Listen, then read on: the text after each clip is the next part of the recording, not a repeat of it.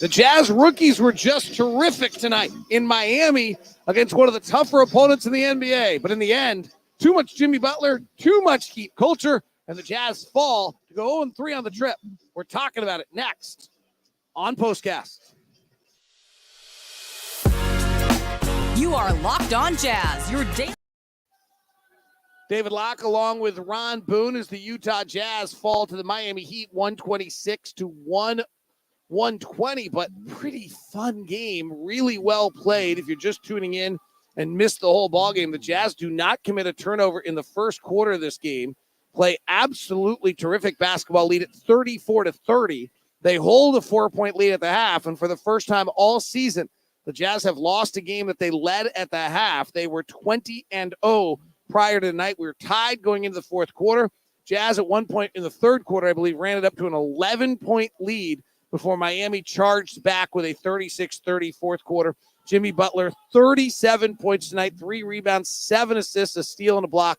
He was absolutely fabulous, but this was just a really well-played game. Miami didn't turn it over in the third quarter. There were only 11 turnovers in the entire game moving into the fourth quarter. Now the Jazz turned it over. Ironically, the Jazz turned over 5 times through 3 quarters and turned it over 6 times in the fourth quarter. And that's really what the difference was in this game. But, Ron, this was a well-played game against a tough opponent who pressures you, and our guys, I thought, played really, really well. Yeah, I thought they played really, really well there as well, Dave. And the good thing that comes out of a ball game like this is experience for your young guys in tight situations. Getting that experience against some elite players in the league, especially in Jimmy Butler. I think Jimmy Butler had 8-9 points at the half and ended up for the ball game with 37. So he came alive and just started scoring. One of the things you talked about early was you want to see their defense on Lauri Markkanen. He went 5 of 16, gamed it through for 11 free throws made. He really fought tonight. He had 25 points, 5 rebounds, 6 assists. He did seem to have an injured right knee throughout the second half of this ball game. What did you see? I mean, 1 for 7 at the rim, which is kind of the thing. I mean, what is Miami? And Miami's the second best team in the league at denying shots at the rim. So that's what they do. What do they do? Well, it's just the fact that they don't have a shot blocker, if you want to call it that. I mean, they make it hard when you're driving to the basket. Lauri had a couple of defenders around him every time he tried to get to the rim. And that's one of the reasons he was getting to the free throw line. I think early in the second half, he only had 1 field goal, but he had a ton of free throws. And then he made a couple of 3-point shots there late. But, Lauri, 7 foot. I mean, you like to see him finish a little bit more at the rim. He had at least 2 or 3 times where he could have got a 3-point play out of it if he would have made the layup. But he goes to the free throw line and makes the free throws. His game has changed, obviously, since the trade, and starting to try to put the ball on a little bit more on the floor to get to the rim. He did a nice job tonight fighting. I think that's you want leadership out of Lauri. I think that's really what you could ask for tonight. I think it showed a lot. Let's go to Jimmy Butler for a second. There were a bunch of – go ahead. Lauri, he gets 16, 17 shots a game. That's what he's been averaging all season long, from anywhere from 17, 18 shots a ball game. He gets that number of shots up here tonight. His percentage of his shots now are just not falling. That will come. I mean, he's starting to play a little bit different, and I think those field goals will start to fall. Yeah, I mean, he has 16 field goals and 12 free throw attempts. So that's 22, 23 different scoring opportunities, plus the 6 assists matches up to, I believe, what was his career high earlier this week. So you really are seeing him evolve in a fabulous way. Let's go to Jimmy Butler before we turn it over to Keyonte and Taylor and talk about them, and even Bryce Sensabaugh. Jimmy Butler taught some lessons tonight. Not necessarily he's just a fabulous player, veteran player. We talked about a little bit on our postgame show. I want to go back to 2 of the plays late, I thought.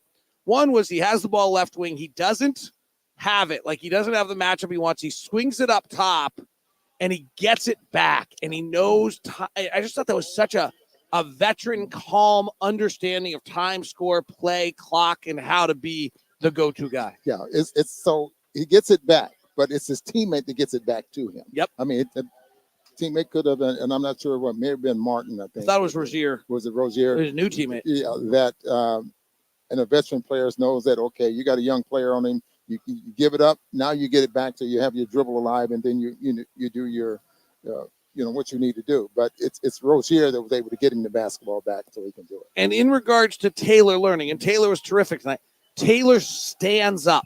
Yeah. Butler gets rid of the ball, and Taylor releases his defensive position and relaxes for a second. Butler gets it right back, bursts by him with the advantage. Those are the lessons that Taylor's learning here. Absolutely. And what you mean by that is that when you stand up, now you got two moves where he has one, which means if you're standing up, now you got to get back in that ready position in order to try to stay in front of him. In the meantime, he's by you and you end up following him. But, so many young players do that. They relax when they give the ball up. Okay, now I don't have to be ready to defend. You get it right back. Boom, you're gone. Possession later, Jimmy Butler takes it to the left baseline, gets to one of his spots. You talk about it all the time. Great scorers have their spots on the floor.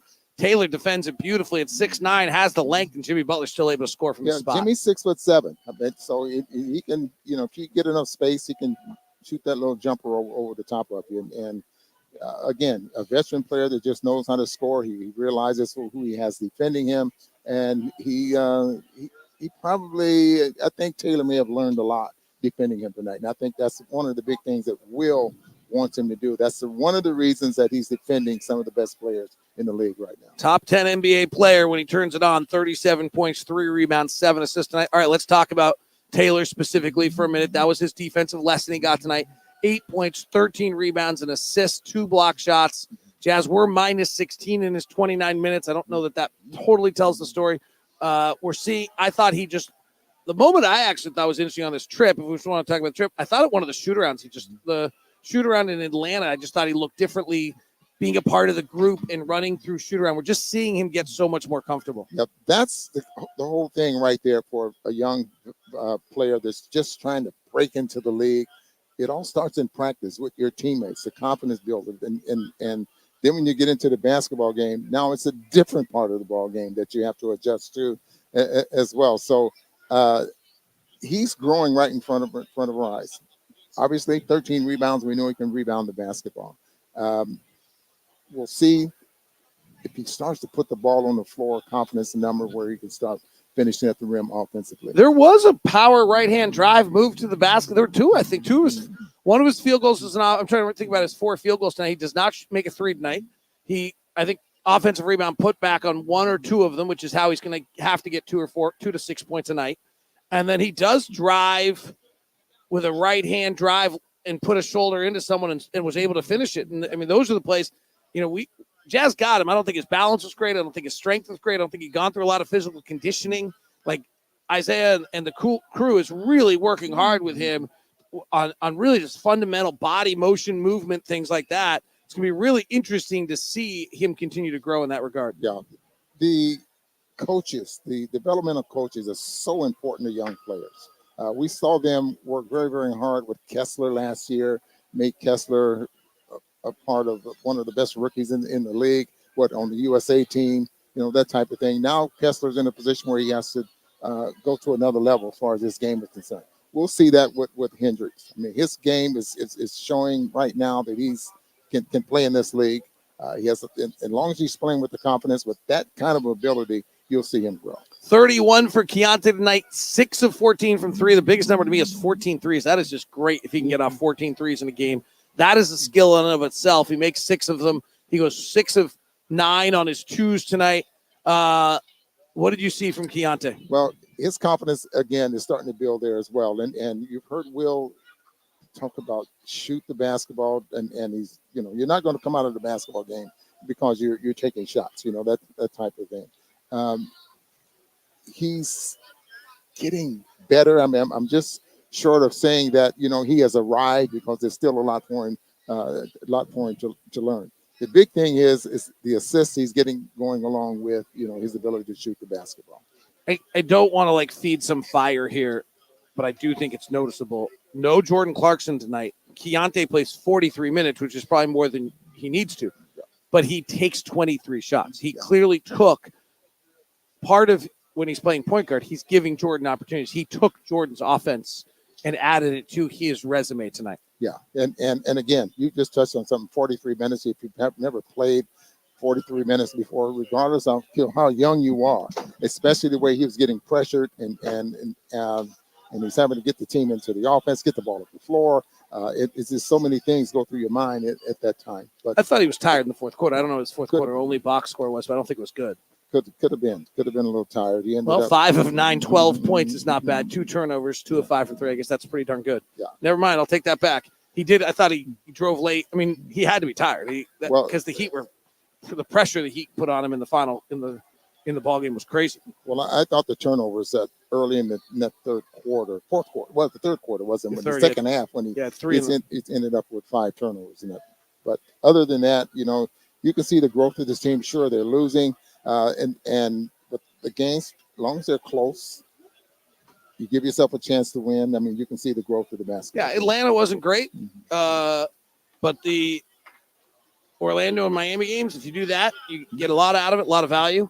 By the way, huge Bryce Sensabaugh crowd over here, all with their bright spotlight yellow jerseys and 0 over on the far side for us, as I see right here. Is that Hendricks over there as well? And then Taylor's in the midst of that group. Remember, they were AAU teammates, so those can be a lot of people on the same side. Well, the Jazz fall against Miami. Miami's impressive. They're fun to watch. Gosh, Eric Spoelstra. By the way, I don't want to Eric Spoelstra's the best coach in the NBA at this point, so I don't know that it's a story, but I thought he coached a brilliant game tonight.